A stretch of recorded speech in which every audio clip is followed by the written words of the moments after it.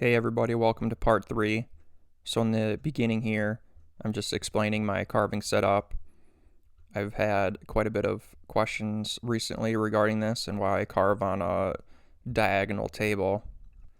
I guess the main reason I do this, besides that it's comfortable for me, is that I want to carve the project as close to vertical as I can. This is how it's finally going to rest on somebody's wall when completed.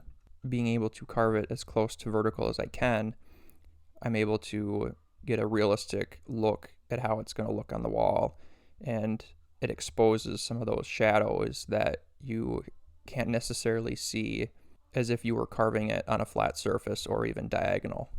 So you can expose those shadows or deep spots or whatever and make those corrections.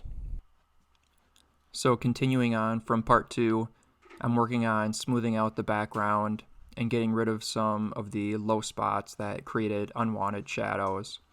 I have it sped up because there isn't anything too technical here. I'll fast forward to some more important parts of the video. A quick explanation is that I'm using my shallowest gouge I have, which is a number 2, and I'm making clean cuts to make the sky layer more even and smooth. I'll go back and forth between this gouge and a scraper and sandpaper until I'm happy with how it looks. I'd say that besides the sailboat, the water texture is probably the next most important thing. This is what's going to help the viewer recognize the design as a whole and understand the different layers and depths throughout the carving. Because it's shallow relief, there isn't a ton of wood to work with, but my plan is to taper the water layer back towards the sky layer, giving it the appearance that there's more water gradually in the distance. Because of the slight taper, that makes the angles of the water layer and sky layer slightly different. This allows the two layers to stand out from each other, as light will hit them differently. The water texture will also differentiate the two layers, helping them each stand out from each other. So here I'm just using my number 7 14mm and just gradually working that taper and just working this water texture all the way around the sailboat, trying to keep it somewhat uniform. And then the layer here towards the bottom, there's not going to be as much taper, but I'm still going to apply that shallow gouge stroke just to get rid of the smooth, flat wood appearance. This isn't necessarily the water texture that I'm working right now. I'm just working the taper and just getting rid of the flat wood surface. Some of those spots there on the right side of the sailboat are definitely going to need some work. There's some pretty aggressive shadows there and deep spots that are going to have to get smoothed out to make the water texture look right.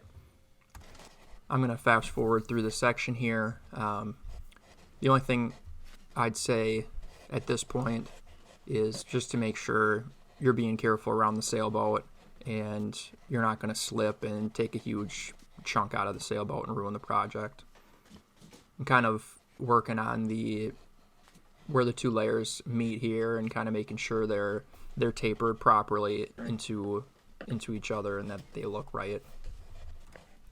So right here at the front portion of the sailboat, I kind of want to make it to where it looks like the sailboat is in motion and it's creating a wave in the water. So I'm just kind of roughing that section out right now, using my number 7 again, just to clean up that area and kind of rough in that wave. Kind of want to make sure too that I'm making a decent shadow here, making it look like the water is coming over. So here I'm using my number 8, a little bit deeper of a gouge and establishing that depth within this wave. At this point, I honestly wasn't quite sure how to go about tackling this wave, so I kind of did the best that I could at this point in the carving, and then I moved on and continued working on the water texture in the other areas as well instead, and I just gave me some time to think about this wave and figure out how I was going to go about doing it. So I kind of put that aside and started carving the rest of the water texture there. So to make this wave texture, what I'm doing here is I'm using my number 7 14 millimeter. I'm just making horizontal strokes kind of in an S shape. I'm kind of making variations in the length and depth here just to kind of give it some uniqueness and making sure it's different. If it's too consistent, it's not necessarily going to look as good. So you kind of want to make sure it's looking a little bit random. You obviously want to make sure you're using sharp gouges as well here, and you don't want to make any sort of pulling or splitting of the wood. You want to make sure that these strokes are clean. If you do end up doing some pulling or splitting of the wood, you're going to end up going deeper into those areas to clean up those spots, which might end up making the wave not look as good. I'm going to apply this larger wave texture here towards the bottom half of the water layer with my number 7, and then probably from the sailboat and then back to the sky layer, that section of the water layer, I'm going to kind of gradually transition into smaller and smaller gouges to make it appear as though the water and the waves are going further back into the distance.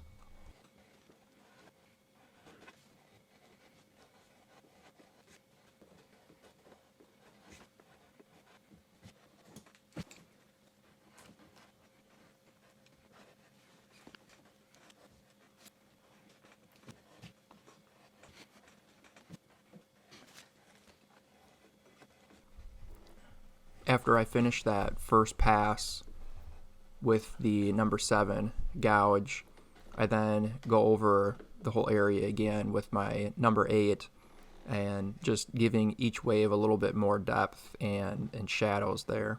I don't necessarily want to carve away the hard line that the number 7 originally carved.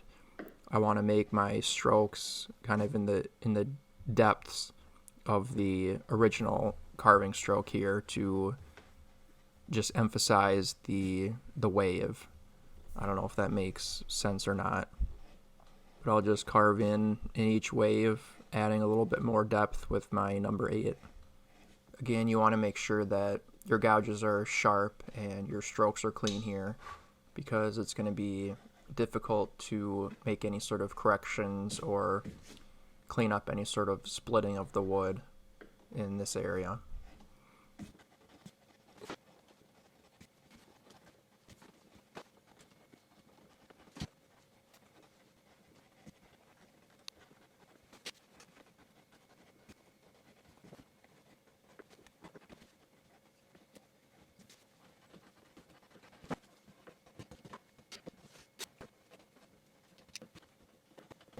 So the next thing I wanted to do is make almost like a very delicate ripple look to the waves and kind of break up the consistency, I guess you could say, of each wave. So right now I'm holding my number 7 gouge almost vertical and just making very light rocking passing motions across the texture. Again, I kind of wanted to give it just like a rippled look and break up the consistency of the waves. Again, you don't want to apply much pressure here. It's very light. This isn't necessary even to do this step, but I just thought it would be kind of a unique way to create that ripple and break up the waves.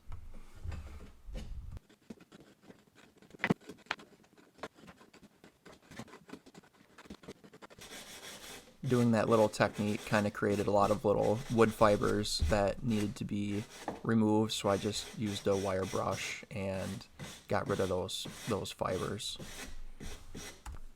Here's a quick view of the project as it would sit on somebody's wall. You can really see the the waves and how that extra pass of the number 8, giving it a little extra depth, makes the waves stand out. You can kind of see the ripples too that I made with that rocking motion. Now I'm working on the waves further in the distance. I'm basically applying the same technique as I just did, but I'm just making sure that my strokes are a lot smaller and more shallow. So what I'm using here is my number 8 gouge, and from where I left off with the number 7, I'm just gradually working my way back towards the sky layer, and again just making sure that my strokes are smaller and making it look as though the waves are going further into the distance. As I work my way back here as well, I'm not gonna apply that ripple texture. I'll kind of gradually taper it off to where they get smaller and smaller and you can't see it, because that ripple texture you can only see when it's close up to you. You obviously can't see those ripples on water far in the distance.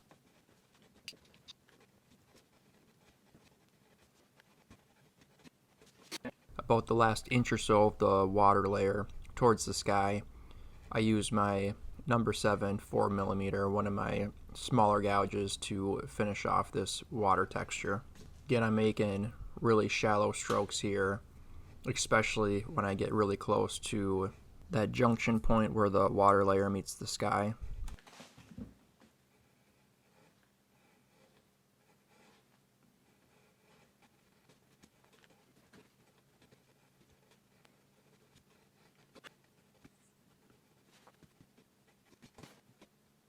I apply that ripple texture here. Again, I make sure that it's really faint and it just gradually works into nothing.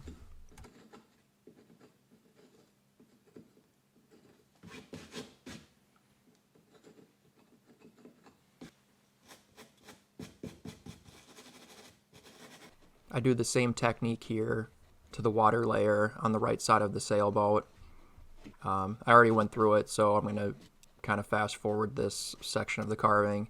I'd say the only thing to kind of keep in mind here is that section of water in that tight spot within the sailboat. It's kind of difficult to work that area, but it's the same principle. The final stage in the carving, which is the undercutting, is probably one of the most tedious parts of the carving in general, but I believe it's the most important. It honestly is what separates, I would say, a good carving from a great one, and it really makes different elements within the carving pop. So there are a lot of different ways that you can go about doing this undercutting process, depending on how much wood you have to work with or how much wood is behind that design. You can take your V-gouge and you can put it sideways, and then you can run it along the edge of that design. That's one way of doing it. You can kind of see I did it a little bit ago in the video. Another way to do it is how I'm demonstrating here with my skew, is holding that skew at a slight angle and then running it along the edge of the design and then cleaning it up with another gouge of your choice. It doesn't matter what gouge you use to clean it up. And probably the third way of doing it is the stop cut method. You just choose a gouge that matches the layout of the particular area that you're carving, and then hold it at a slight angle and then plunge cut that gouge into the design and then clean it up with a perpendicular stroke or whatever stroke you use to clean it up. Usually I tend to do that third method. I do that when there's quite a bit of wood between the design and then that next layer. It's difficult if there's a lot of wood. It's difficult to do it efficiently with the skew or with the V-gouge sideways.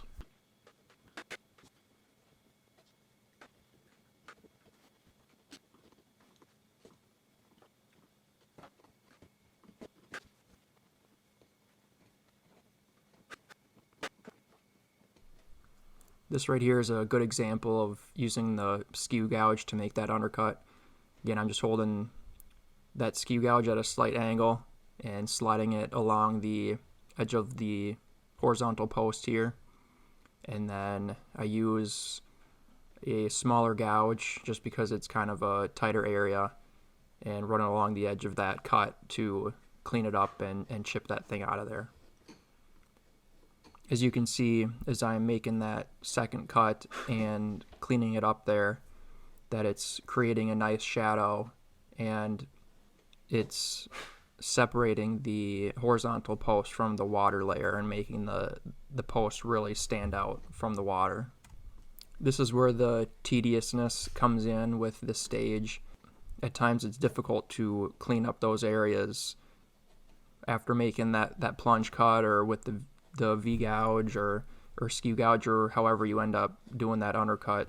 Sometimes it's difficult to make those areas look clean and get rid of those chips that are kind of left behind there. So you really have to kind of go back and forth between your angled stop cut and then your cleanup cut.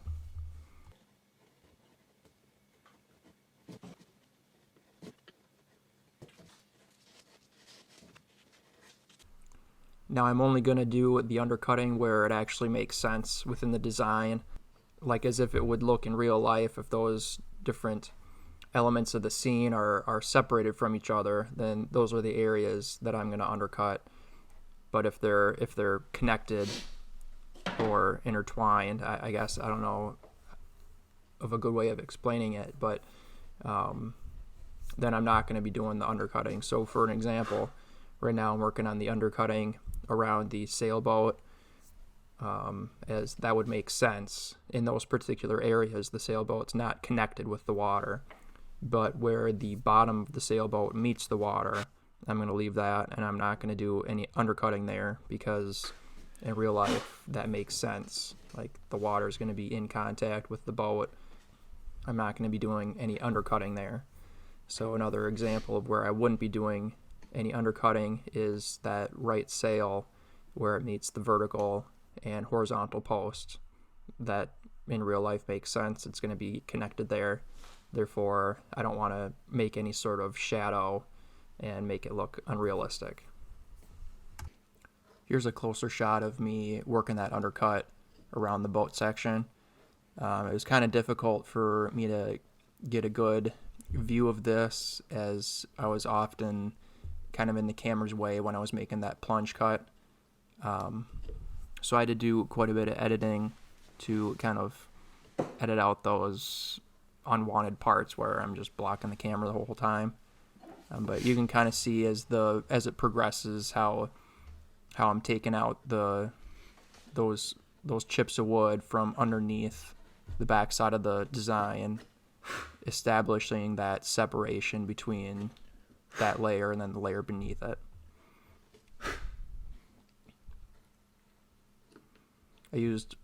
Oftentimes I used my smaller gouges during this stage to kind of prevent any sort of breaking or chipping, just making sure my cuts are nice and clean.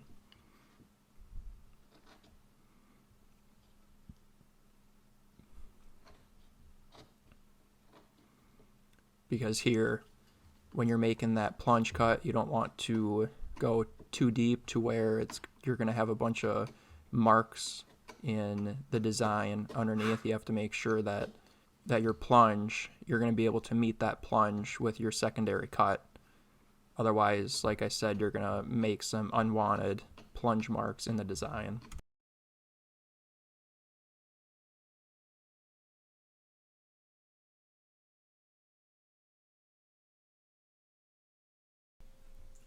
In this particular area, there is actually quite a bit of wood beneath that sail. In between the sail and the water layer, there's probably 1/4 of an inch or more there. And just with the curvature of the design, it was just impractical to use my V-gouge or to use my skew. So really the only efficient way of doing it was just the standard stop cut method. So here I just grabbed a gouge that matched the profile of that particular curve. I believe it's a number 5. And again, I held my gouge at an angle and made those plunge cuts along the edge. And then with a smaller gouge, I cleaned the cut up to remove those pieces and create that undercut. And again, you just go back and forth between your plunge cut and your cleanup cut to, I guess, clean the area up and make it look good. You oftentimes kind of have to rework the water texture in those areas to make it look right again.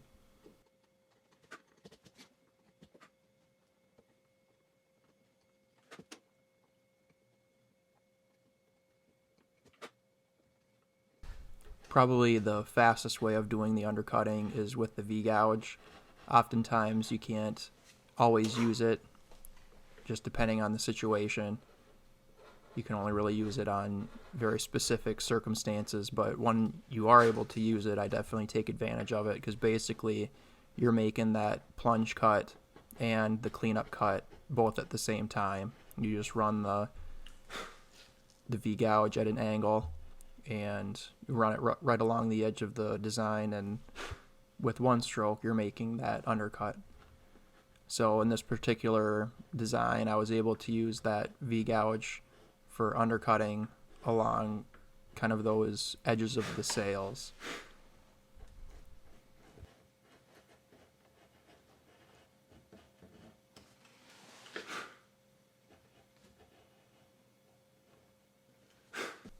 But here where the sail meets the water layer, I didn't really want to mess up or disturb the water texture that I had already created, so I didn't use my V-gouge there. Instead I used just the stop cut method with some smaller gouges, so then I could kind of reestablish that water texture underneath the sail.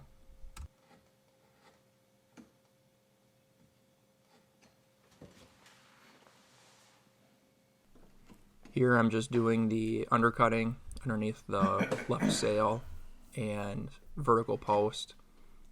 It's kind of a tight area, so it was a little bit difficult to do this efficiently.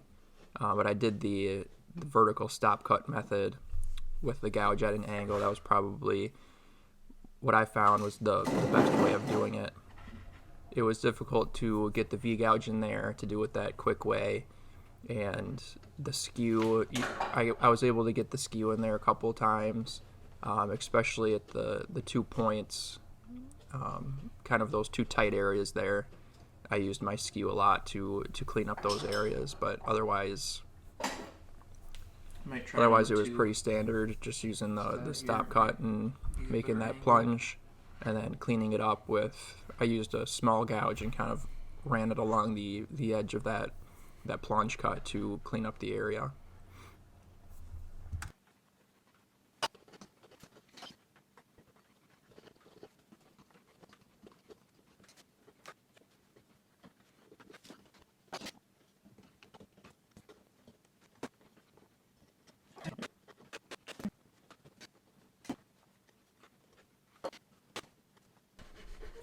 After I finished with the undercutting, I used this is actually a great application for a file, kind of a micro file.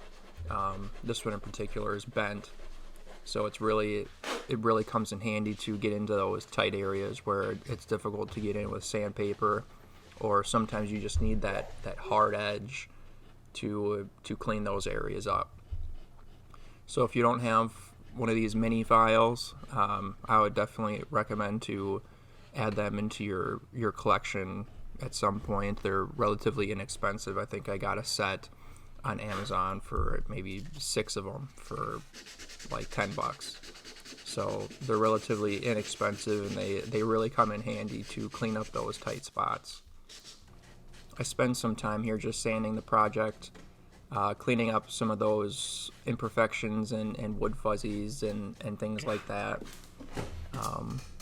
I find that like the sanding is probably my least favorite part of the process, but it's an important one, I'd say, because it really helps just make the project come together and establish those crisp lines and just clean it up in general. You can probably get to where you want to be without sanding, and you can probably, if you become very practiced in the craft, you can get to that finished desired look with just your gouges. But I don't think there's anything wrong with doing a little sanding and just fine-tuning the project to your liking. I don't think there's anything wrong with that. Now, working on the birds, I'm only going to kind of break down one of them. I'm not going to video all three of them, but specifically with the birds, it's more of an accent piece to the wood carving. Like the sailboat, that's the main focal point. That's what you want to focus a lot of your time on. But with the birds, like I said, it's kind of an accent piece, just to give the project a little bit more character. So I don't want to spend a ton of time working on these birds. Basically what I want to do is I just want to establish the shape of the birds, not give them too much detail, because I kind of want them to look as though they're kind of further in the distance. So I'm not going to apply too much detail, but I do want to give them like a general shape. So right now I'm just kind of blocking out the birds and establishing the main body from the wings.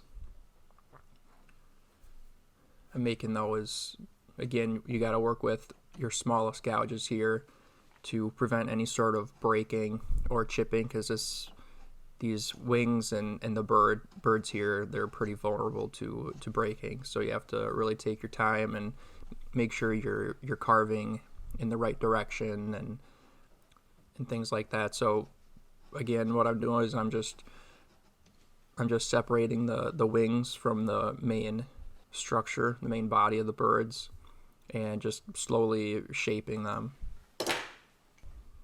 With the pencil, I kind of established center of the head and where I think the beak is going to sit, and then from there I'm kind of doing a gradual taper around that point to kind of create the roundness of the head, and then the head will kind of taper along the bottom side of the birds. It's going to taper down towards the background to kind of establish that underbelly.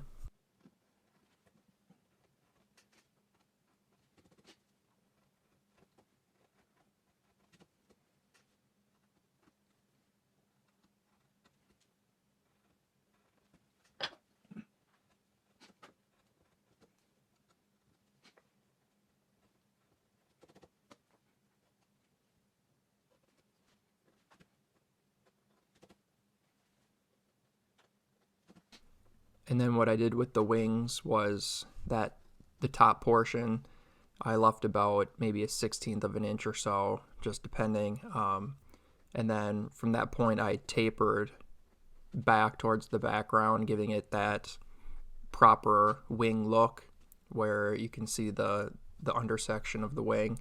And then I applied that to both sides. So here I'm just making that taper and cleaning up the undersection of the wing and giving it that proper shape.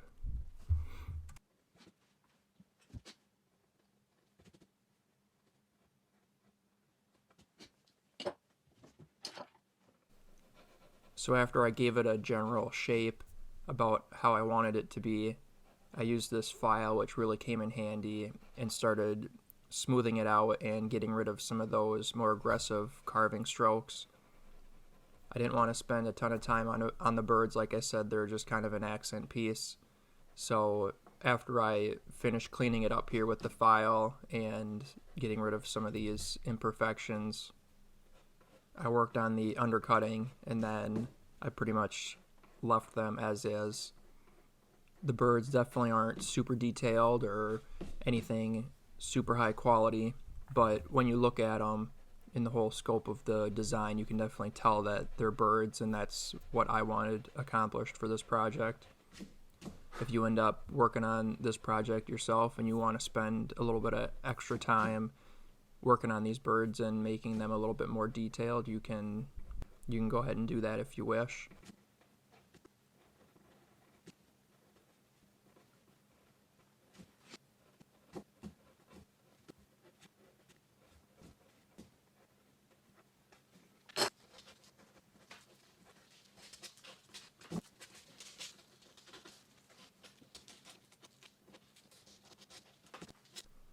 So after I cleaned up the birds with my file and a little sandpaper and got the shape how I wanted it to be, I started working on the undercutting here.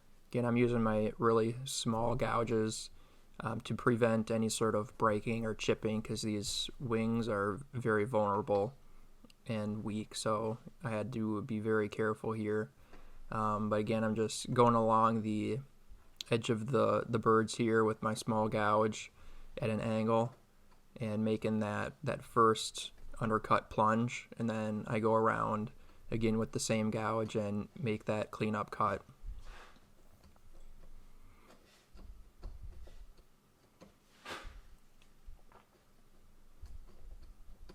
Again, this really emphasizes the birds and allows them to stand out from the sky,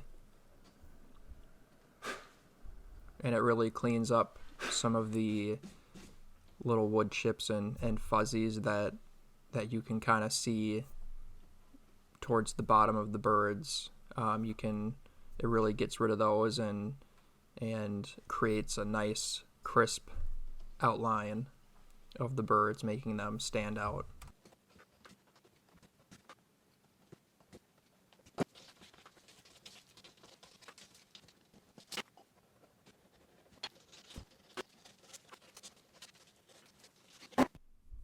Here it is all finished up. It's pretty basic, but I think it's a great starter project, and you get good practice on a whole variety of different things.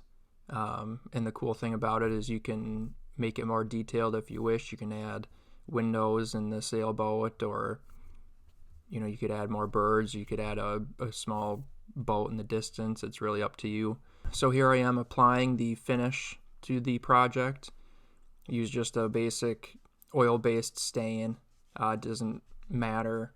It's a personal preference on what brand or how dark or light you want it to be. Personally, I tend to like to stain it on the lighter side because you don't lose the shadows and depth within the carving. It doesn't get lost in the darker colored stain. So I kind of keep it on the lighter end. One thing to note when applying stain is that there's some things just out of your control. You can apply some pre-stain to kind of prevent some of the blotchiness and things like that, especially with certain specific woods like pine or I don't think basswood is as bad, but I think pine in particular, it does tend to kind of have a blotchier look. So you can apply a pre-stain, and that will kind of alleviate that, but the grain's going to take the wood how it's going to take it. So a lot of it's out of your control. So I guess just keep that in mind. What I do is I like to start with the back first. It's kind of a good way to determine the color, like how it's generally going to look. So I'll apply a stain on the back and seal the back, and I'll do the ends and sides, and then lastly, I'll do the actual carved portion of the wood piece.